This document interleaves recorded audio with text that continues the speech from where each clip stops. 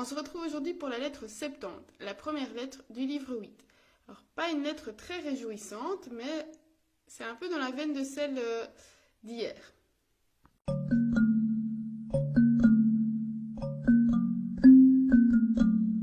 Il est allé à Pompéi, et cela lui a rappelé sa jeunesse. Il y a passé un bout de temps avec Lucilius, et ça lui a rappelé son tendre et jeune âge.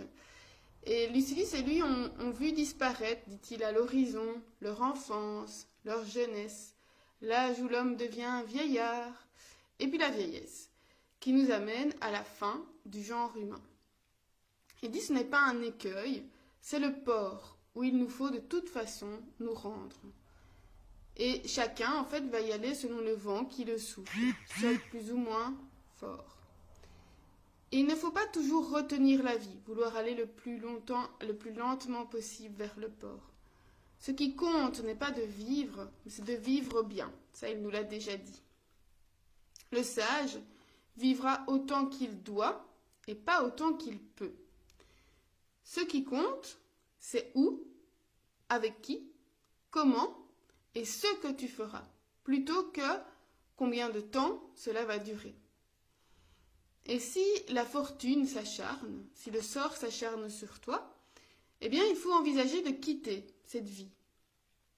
Parce que là, ce qui compte, ce n'est pas de mourir tôt ou tard, mais c'est de mourir bien ou mal. Donc il reprend la même phrase avec vivre bien ou mal, mourir bien ou mal. Et bien mourir, le fait de bien mourir en fait, c'est fuir le danger de mal vivre. S'il est impossible de faire autrement et qu'il n'est plus possible de vivre bien, alors il faut envisager de mourir.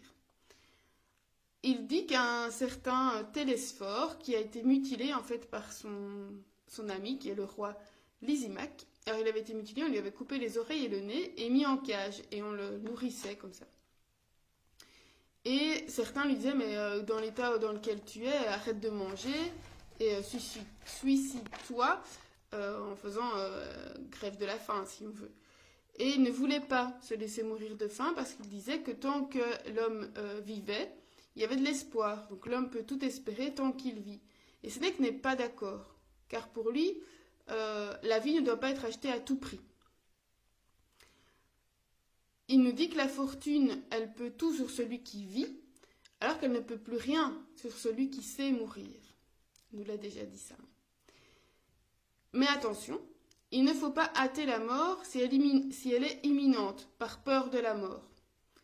Voilà, c'est un peu contradictoire, il le dit dans la suite, d'ailleurs il doit donner des exemples, il va dire en fait c'est compliqué de se positionner. Où on attend qu'on nous tue, on va dire, où on précède le meurtre.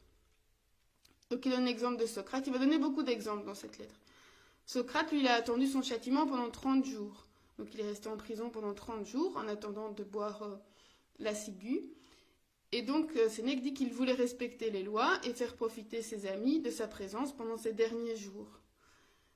Et par contre, il donne l'exemple d'un autre qui est Drusus Libo, qui lui avait voulu renverser Tibère. Et il fut obligé, comme c'était un peu la mode à l'époque, de se donner la mort. Et en fait, il a préféré le faire lui-même plutôt que d'attendre son bourreau qui serait venu le tuer dans les 3 ou 4 jours suivants. Et sa tante lui avait dit « mais non, attends », et non, lui il a préféré prendre les devants. Et dans ce cas-là, il dit qu'il est difficile de se prononcer. Quand on a le choix entre une mort horrible et une mort douce, pourquoi ne pas choisir cette dernière? Donc si on sait que si on attend le bourreau, on va être soumis à des tortures et que on va mourir d'une façon atroce, pourquoi ne pas choisir sa propre mort et choisir une mort plus douce? Alors, on y reviendra, j'y reviens à la fin, en fait, mais par rapport à la mort de Sénèque, lui, il se préparait aussi, puisqu'il savait que ça risquait de lui tomber dessus. Et donc, il dit, la pire des morts, c'est celle qui se prolonge. Donc, si on est sûr qu'on va mourir, autant hâter sa venue. Alors, comment mourir? Si on a décidé de le faire, il dit, mais en fait, il faut suivre ce que nous dit notre âme. Chacun fait comme bon lui semble. Et dans ce genre de choses, les autres personnes n'ont rien à dire. Il ne faut pas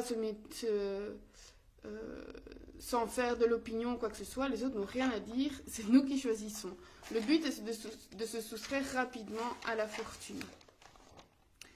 Alors, il dit que certains disent que c'est néfaste, impie, d'attenter à sa propre vie, de se tuer soi-même, parce qu'il faut attendre l'heure qui a été choisie par la nature.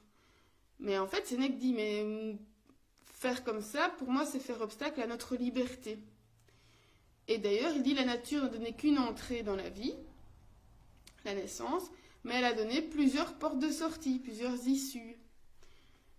Et donc, s'il te plaît de vivre, ben vis. Si pas, libre à toi de retourner d'où tu viens. Chacun fait comme bon lui semble. Alors, il dit que pour te préparer à ça et que ce soit plus facile pour toi, considère que ton corps n'est qu'un lieu de passage. Donc, il faut ne pas t'y attacher plus que ce qu'il représente. Et se préparer à la mort, en fait, c'est quelque chose d'utile parce qu'on sait que ça arrivera. Dans tous les cas, on ne sait pas quand ni comment. La mort va arriver, ça c'est inéluctable. Par contre, on peut se préparer à la pauvreté, à la douleur, au deuil, et c'est possible que ça n'arrive jamais. Qu'on soit riche toute notre vie, qu'on meure avant d'avoir perdu des proches, et qu'on ne soit jamais malade. C'est possible. Par contre, se préparer à la mort, ben ça c'est utile parce qu'on est sûr et certain qu'on va tous mourir.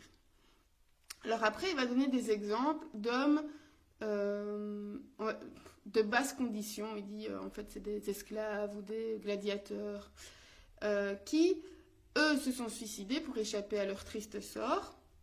Et donc en fait l'idée c'est de dire si eux l'ont fait, pourquoi toi tu ne pourrais pas le faire? Et moi aussi, parce qu'on sait qu'ils s'auto-encouragent aussi. Donc il donne un exemple, je ne les ai pas tous donnés parce que c'était un peu glauque. Donc il donne l'exemple d'un Germain,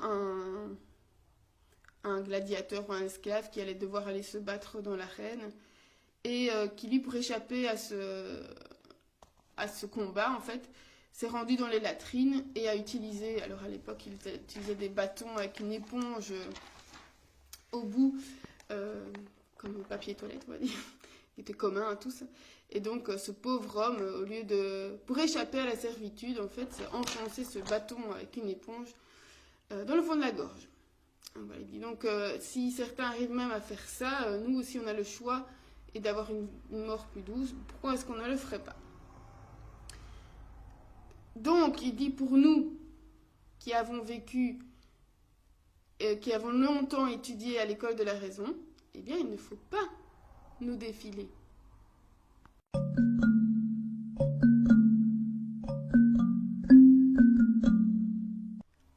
Le suicide chez Sénèque, c'est quelque chose c'est une idée de principe. C'est-à-dire, c'est moi qui vais choisir le moment où je veux mourir parce que je ne veux pas être soumis à la fortune, au sort. Et donc, il nous dit ici, ignoriusum est rapto vivere ad contra pulcherimum mori rapto. Donc, vivre de vol par le vol est quelque chose d'impur, de méprisable, alors que, au contraire, mourir par un vol est quelque chose de très beau. Donc c'est comme si on volait sa mort, donc on ne laissait pas quelqu'un d'autre nous tuer. Alors, deux choses que j'ai retenues avec ce sujet qui n'est pas très rigolo. Évidemment, il faut remettre dans le contexte de l'époque. On est juste avant la mort de Sénèque, pas longtemps avant, donc il est mort en 65. Or, lui, on sait qu'il s'est suicidé, puisqu'il a été reconnu, Néron l'a accusé d'être dans la conjuration de Pison, donc conjuration qui voulait renverser Néron. Et donc Sénèque a été contraint au suicide. Et il en avait tellement parlé qu'il était certainement prêt, qu'il a donc pu se confronter à ce dont il a parlé longtemps et longtemps. Mais en fait, Tacite nous raconte l'agonie de Sénèque. Sénèque a voulu s'ouvrir les veines, et sa mort a tardé. Donc en fait, tout ce qu'il ne voulait pas s'est passé. Sa mort s'est vraiment prolongée. Puisqu'après, il a demandé qu'on lui administre un poison.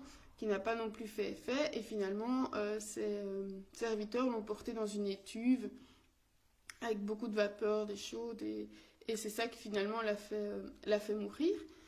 Voilà, à l'époque, on peut être soumis à des tortures, on peut être contraint au suicide sous l'empire de Néron. Néron a fait se suicider énormément de personnes, entre autres pour récupérer leur fortune, hein, pour assouvir ses idées grandiloquentes. Mais voilà, il faut bien se remettre dans le contexte de l'époque, et que là, Sénèque se prépare, il se dit, ben voilà, ça peut m'arriver, et qu'est-ce que je ferais dans ce cas-là? Est-ce que j'attends ou est-ce que je précède? Revenons au suicide à l'heure actuelle. Alors, j'avais déjà lu la lettre hier soir, j'ai beaucoup réfléchi, parce que c'est quelque chose... donc c'est une chose à laquelle j'ai été confrontée dans ma vie. On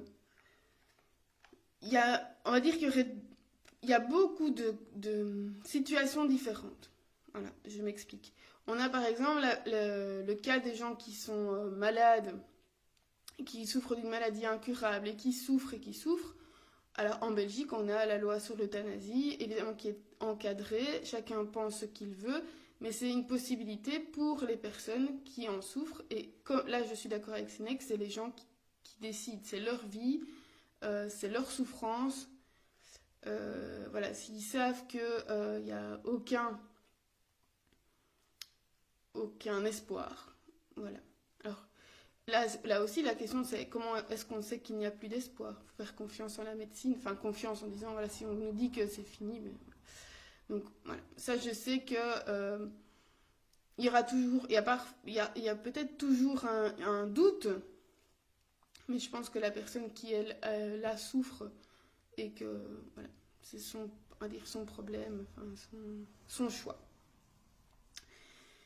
D'autres choses, bon, quand on ne parle pas de maladie, mais quelque chose, voilà, moi j'ai des connaissances, j'ai même dans ma famille, des gens qui se sont suicidés. Alors parfois on pourrait penser pour des motifs futiles.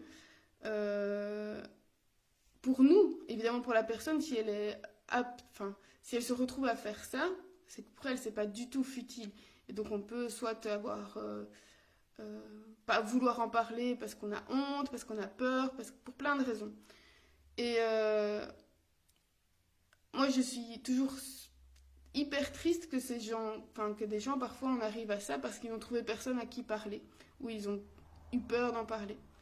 Et donc le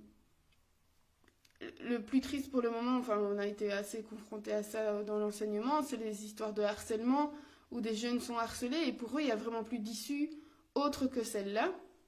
Alors que si, on se rend bien compte que si, mais voilà, pour eux ils sont tellement enfermés là-dedans, ils sont tellement matraqués et que voilà, pour eux il n'y a plus du tout d'issue. Et donc qu'est-ce qu'on peut faire pour ça? Alors c'est pas magique, mais il faut en parler, il faut faire de la prévention, il faut rester proche, à la fois comme proche des élèves, mais proche de ses enfants. Et dire que, voilà, faire le plus possible. En fait, il faut en parler, parce que moins on en parle, plus c'est tabou, plus on va donner de l'emprise sur ces choses-là. Et donc, voilà, je pense qu'il faut vraiment être attentif, pouvoir dire qu'il y a des choses qui existent, parce que parfois, les élèves ou les enfants ne veulent pas nous en parler à nous, ce qu'on peut comprendre. Mais voilà, on a des lignes. J'étais un peu regardée parce que moi, voilà. Les lignes d'écoute suicide. En Belgique, par exemple, je donne le numéro, mais je noterai, c'est 0800 32 123. Voilà, les lignes d'écoute des gens anonymes. On peut téléphoner de façon anonyme pour parler. Parce que parfois, juste le fait d'en parler, ça débloque des choses au lieu de tourner dans sa tête. Donc voilà. On remet dans le contexte, bien sûr, que Sénèque n'encourage pas au suicide. D'ailleurs, il lui-même le dit. Il dit il est difficile de savoir quoi faire. On n'est pas dans le contexte, on n'a pas quelqu'un du gouvernement qui va dire ah, tu as voulu prendre ma place, donc je te contrains un suicide. On n'est pas... voilà, bien sûr que ça existe encore, Mais dans notre vie de tous les jours, on va dire qu'on n'est pas soumis à des tortures et qu'on n'a pas ce choix-là à faire. Voilà. Thème difficile et qui mériterait aussi de plus grandes explications. Mais voilà. On se retrouve demain pour la lettre 71. D'ici là, portez-vous bien ou à l'été.